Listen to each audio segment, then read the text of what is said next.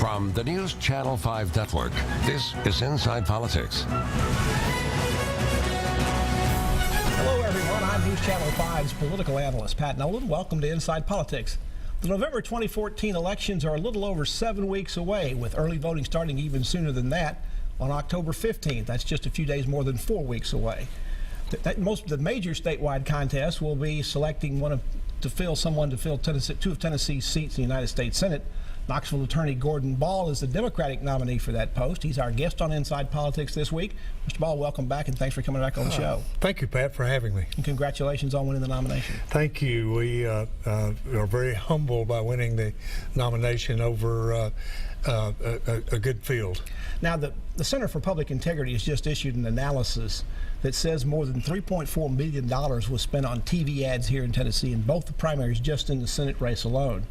But it's been pretty quiet since then. Over 8,000 ads were aired by the candidates and by other parties, but I haven't seen one since Election Day. Why has it been so quiet these last few weeks? Well, I think everybody's taking a breather, and as you know, there were a huge amount of judicial races that across the state, and so.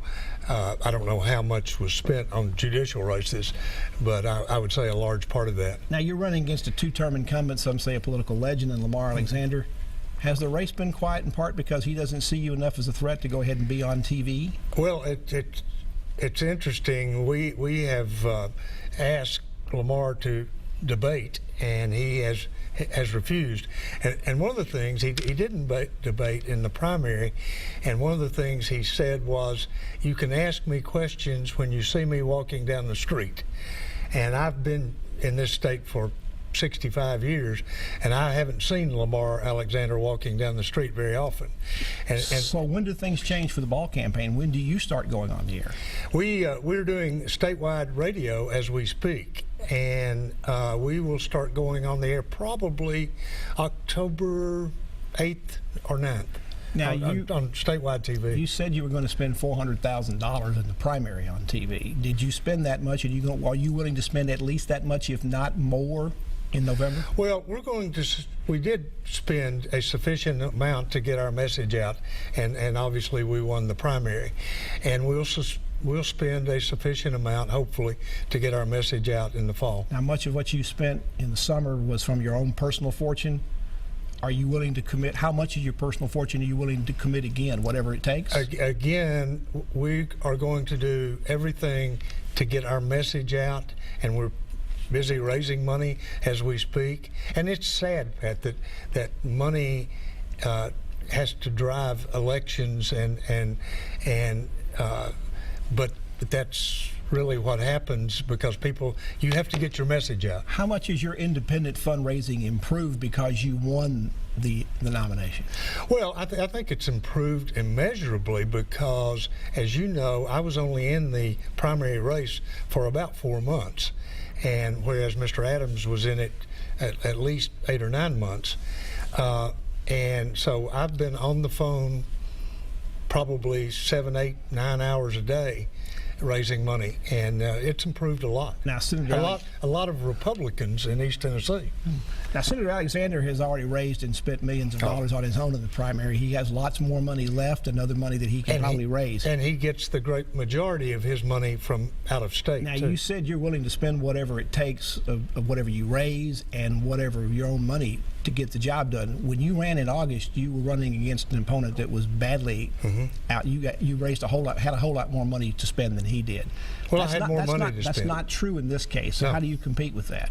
Well, I compete with it. I think we've got a great field program. We'll be doing a lot of radio, and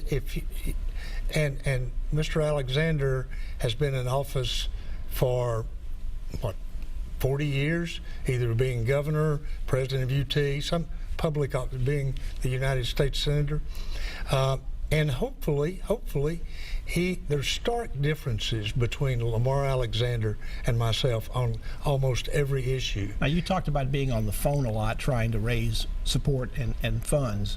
I assume some of those phone calls have been going to Washington to try to get the national Democrats who are helping senators elect to get money from them. What have you said to them, and what have they said back? Well, your assumption would be wrong, because Really? You don't want national money? I have not called anyone in Washington, and Washington has pretty much abandoned, in my opinion, the state of Tennessee as far as winning elections.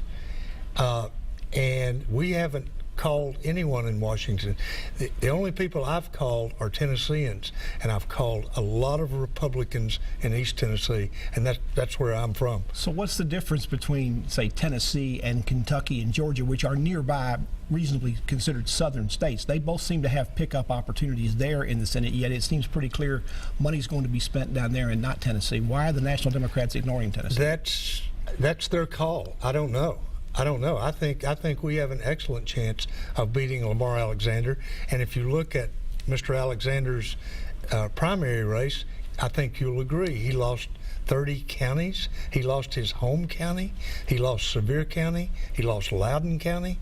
That's unheard of in a primary. We'll talk about that a little bit later. Let's turn to a group that is supporting you, the Tennessee AFL-CIO. Congratulations on getting their endorsement this past week.